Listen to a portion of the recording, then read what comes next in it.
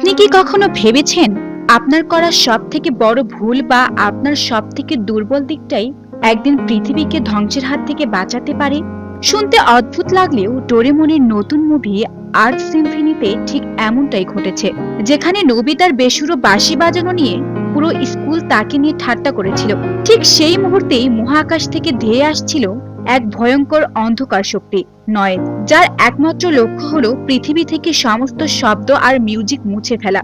Doraemon যখন যন্ত্রণায় নীল হয়ে মরে যাচ্ছিল আর মিকা যখন তার শেষ আশা হারিয়ে ফেলেছিল, তখন নোবিতার ওই একটা ছোট্ট বেসুরো শব্দ পুরো ব্রহ্মাণ্ডের ভাগ্য বদলে দেয়।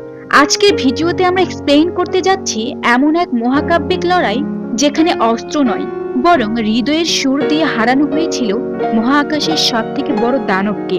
ভিডিওটি মিস করলে আপনি ডোরেমন সিরিজের সব থেকে বড় ইমোশনাল পার্টটি মিস করবেন। তো চলুন শুরু করা যাক আজকের রোমাঞ্চকর যাত্রা। মুভির শুরুটা হয় স্কুলের অডিটোরিয়ামে। চারিদিকে বাদ্যযন্ত্রের টুংটাং শব্দ।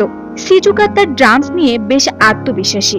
সুনিও ভায়োলিনের সুর তুলছে আর জিয়ান তার বিশাল টুবা নিয়ে গম্ভীর শব্দ করছে। মিউজিক টিচার সবাইকে নিয়ে প্র্যাকটিস শুরু করতেই গোল বাঁধলো নোবিতাকে নিয়ে। নোবিতা যখনই তার রেকর্ডারে ফু দেয়, সুরের বদলে এক বিট খুঁটে আর কর্কশ শব্দ বের হয়। টিচার বিরক্ত হয়ে তাকে আবার চেষ্টা করতে বলেন, কিন্তু নোবিতা যতবার ফু দেয় ততবারই একই শব্দ হয়, নো। পুরো ক্লাস হাসিতে ফেটে পড়ে। জিয়ান আর সুনিও তাকে অপমান করে বলে, তোর তো রেকর্ডার বাজানোর উচিত না, তোর উচিত চুপ করে থাকা। লজ্জিত নোবিতা বাড়ি ফিরে ডোরেমনকে সব খুলে বলে। সে রেগে চিৎকার করে বলে, মিউজিক বলে কিছু না থাকলেই তো আজ আমাকে এই অপমান সইতে হতো না। ডোরেমন তাকে অনেক বোঝানোর চেষ্টা করে যে মিউজিক ছাড়া জীবন আনন্দহীন, কিন্তু নোবিতা নাছোড়বান্দা। সে ডোরেমনের ঘর থেকে ডিকশনারি ডায়েরি বের করে লুকিয়ে লিখে দেয়, আজ থেকে পৃথিবী থেকে মিউজিক গায়েব হয়ে যাক। পরের দিন সকালে এক অদ্ভুত নীরবতা গ্রাস করে পৃথিবীকে। পাখির ডাক নেই, রেডিওতে কোনো গান নেই, এমনকি ডোরেমনের গলার ঘন্টাটাও বাজছে না। মানুষ একে অপরের সাথে খিটখিটে ব্যবহার করছে। ডোরেমন প্রচন্ড ভয় পেয়ে বলে, নোবিতা, মিউজিক কেবল বিনোদন নয়, এটি পৃথিবীর হৃদস্পন্দন, এটা ছাড়া সব ধ্বংস হয়ে যাবে। নোবিতা নিজের ভুল বুঝতে পেরে ডায়েরির সেই পাতাটি ছিঁড়ে ফেলে সব ঠিক করে দেয়, কিন্তু তার মনে মিউজিক নিয়ে এক গম্ভীর ভীতি থেকেই যায়। বিকেলের দিকে নোবিতা নদীর ধারে একা বসে তার রেকর্ডার প্র্যাকটিস করছিল। সে আবারও সেই বেসুরো নো আওয়াজটি করে। ঠিক সেই মুহূর্তেই নদীর ওপার থেকে এক স্বর্গীয় কণ্ঠের স্বর ভেসে আসে। সেখানে তার দেখা হয় এক মিষ্টি মেয়ে মেঘার সাথে। মিকা নোবিতার ওই অগোছালো সুর শুনে হাসেনি, বরং সে জানায় সে মহাকাশ থেকে এই সুরের খোঁজ করতেই এসেছে। মিকা নোবিতা আর তার বন্ধুদের নিয়ে যায় এক বিশাল ভাসমান কনসার্ট হলে, যার নাম ফেয়ার হল অফ ফেম। মিকা তাদের জানায় যে প্ল্যানেট মিশকা থেকে সে এসেছে। তার গ্রহ একসময় সঙ্গীতের শক্তির উপরে চলত, কিন্তু এখন সেখানে মিউজিকের অভাবে অন্ধকার নেমে এসেছে। মিকা বিশ্বাস করে যে নোবিতা এবং তার বন্ধুরা হলো সেই বিশেষ সঙ্গীতের জাদুকর, যাদের সুর এই মরা গ্রহকে আবার প্রাণ দিতে পারবে। নোবিতা এই কথা শুনে আকাশ থেকে পড়ে। সে নিজেকে কোনোভাবেই জাদুকর ভাবতেই পারে না, কিন্তু মিকার সরলতা দেখে সবাই তাকে সাহায্য করতে রাজি হয়। ডোরেমন বুঝতে পারে এই বন্ধুদের দিয়ে মিউজিক বাজানো সহজ হবে না, তাই সে বের করে মিউজিক লাইসেন্স গ্যাজেট। এটি একটি বিশেষ বাজের মতো, যা বাদ্যযন্ত্রের সাথে সংযুক্ত করলে সেটি জাদুকরী সুরে বাজতে শুরু করে। সিজুকাকে দেওয়া হয় একটি ইলেকট্রিক ড্রাম সেট। সে যখন ড্রামসে স্টিক ছোঁয়ায় মনে হয় মেঘের গর্জন হচ্ছে। জিয়ান পায় এক বিশাল আকার গোল্ডেন টুবা, যার গম্ভীর আওয়াজ পুরো স্পেসশিপ কাঁপিয়ে দেয়। সুনিও পায় একটি আধুনিক ইলেকট্রিক ভায়োলিন। নোবিতা পায় তার সেই সাধারণ রেকর্ডারটি, যা লাইসেন্সের কারণে কিছুটা উন্নত হয়। মিকার রোবট বন্ধু চ্যাপেক তাদের সবাইকে নিয়ে প্র্যাকটিস শুরু করে। চ্যাপেক খুব কড়া শিক্ষক, কিন্তু মিকার গান তাদের সবাইকে এক সূত্রে বেঁধে ফেলে। তারা যখন একসাথে সুর তোলে, তখন বছরের পর বছর বন্ধ থাকা কনসার্ট হলের লাইটগুলো জ্বলে ওঠে। চারিদিকের মেকানিক্যাল ফুলগুলো ফুটতে শুরু করে। তারা অবাক হয়ে দেখে যে মিউজিক কিভাবে মরা যন্ত্রের ভেতরও প্রাণ ফিরিয়ে আনতে পারে। গল্পে তখন আনন্দের পরিবেশ ছিল, কিন্তু হুট করে আকাশে অন্ধকার হয়ে যায়। মিকার রোবট বন্ধু চ্যাপেক ল্যাবের মনিটর দেখে চিৎকার করে উঠে বলে, মিকা, এটা তো নয়েজ, ওরা আবার ফিরে এসেছে। নয়েজ হলো মহাকাশের এমন এক ভয়ঙ্কর ধোঁয়াটে শক্তি যা সুর বা মিউজিককে ঘৃণা করে। নোবিতা ভয় পেয়ে ডোরেমনকে জড়িয়ে ধরে বলে, ডোরেমন, ওই কালো মেঘগুলো কি? ওগুলো কি আমাদের আক্রমণ করবে? চ্যাপেক কাঁপতে কাঁপতে বলে, 400 বছর আগে এই নয়েজ আমাদের পুরো মিশকা গ্রহকে ধ্বংস করে দিয়েছিল। এরা যেখানে যায় সেখানকার সব শব্দ গিলে ফেলে আর মানুষের হৃদস্পন্দন থামিয়ে দেয়। ডোরেমন তখন তার পকেট থেকে স্পেস অবজারভার বের করে দেখে নয়েজ এখন পৃথিবীর বায়ুমণ্ডলের খুব কাছে। মিকা খুব দৃঢ়ভাবে বলে, আমরা আমাদের গ্রহ হারিয়েছি, কিন্তু পৃথিবীকে হারাতে দেব না। আমাদের সবাইকে মিউজিক দিয়ে একে রুখতে হবে। কিন্তু নয়েজের শক্তি এত বেশি ছিল যে তারা প্রথমবার লড়াই করতে গিয়ে বুঝতে পারে স্রেফ বাদ্যযন্ত্র বাজানো যথেষ্ট নয়, তাদের আরো বড় শক্তির প্রয়োজন। চ্যাপেক তখন একটি প্রাচীন মানচিত্র বের করে বলে, মিকা, তোমার কি মনে আছে তোমার যমজ বোনের কথা? সে তো পৃথিবীতে এক বিশেষ বাঁশি নিয়ে গিয়েছিল। মিকা অবাক হয়ে বলে, হ্যাঁ, কিন্তু সেই বাঁশি এখন কোথায়?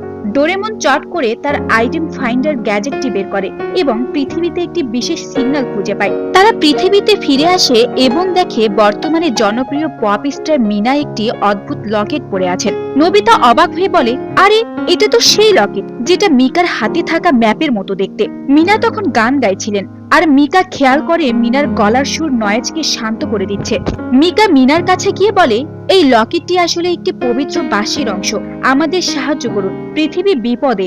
মিনা শান্ত গলায় বলে, আমি জানতাম একদিন আমার এই গানের শক্তির প্রয়োজন হবে, চলো আমরা সবাই মিলে একসাথে সুর তুলি। তারা বুঝতে পারে মিনা আর মিকা যখন একসাথে গান গাইবে তখন নয়েজের আসল শক্তি শেষ হবে। নয়েজ যখন পৃথিবীর আকাশে ছড়িয়ে পড়ে চারিদিকে আতঙ্ক শুরু হয়, ডোরেমন তখন নয়েজের কালো গ্যাসের স্পর্শে এসে হঠাৎ নীল থেকে ধূসর হতে থাকে।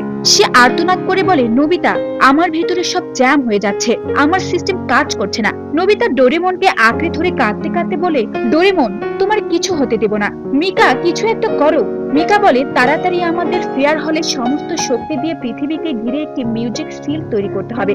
শিজুকা তার ড্রামসে প্রচন্ড জোরে আঘাত করতে থাকে। জিয়ান আর সুনিও তাদের সর্বোচ্চ শক্তি দিয়ে সুর তোলে। মিকা চিৎকার করে বলে, আরো জোর দাও, সুরের শক্তি কম পড়ছে। কিন্তু শিল্পটি সম্পূর্ণ করার জন্য একটি বিশেষ সুর বা নোটের অভাব ছিল, যা ছাড়া শিল্পটি নয়েজের চাপে ভেঙে পড়ছিল। নোবিতা তার রেকর্ডার নিয়ে কাঁপতে কাঁপতে বলে, আমি কি পারবো? আমি তো বাজাতে জানি না।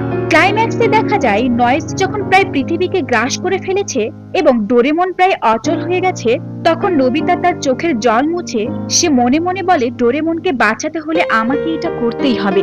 সে তার রেকর্ডারটি ঠোঁটে নেয় এবং জীবনের সব শক্তি দিয়ে একটি ফু দেয়। আবারও সেই অপরিচিত আওয়াজ বের হয়, নো।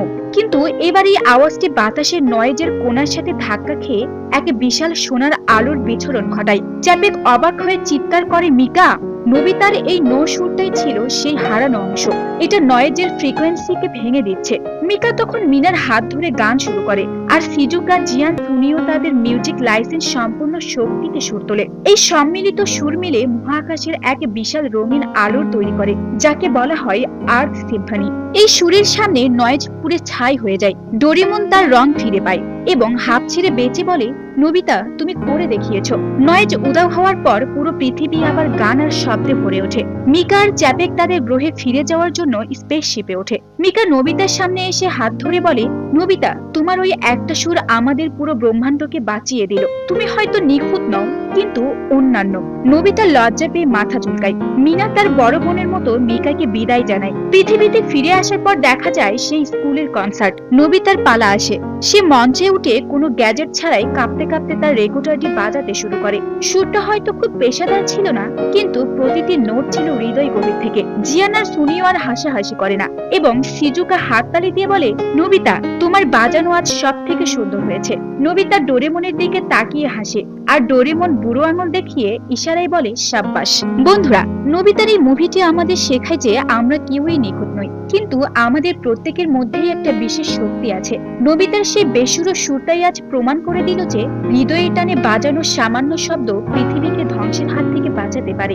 মিকা হয়তো তার গ্রহে ফিরে গেছে, কিন্তু নোবিতার মনে যে মিউজিকের প্রতি যে ভালোবাসা জাগিয়ে দিয়েছে তা সত্যি অতুলনীয়।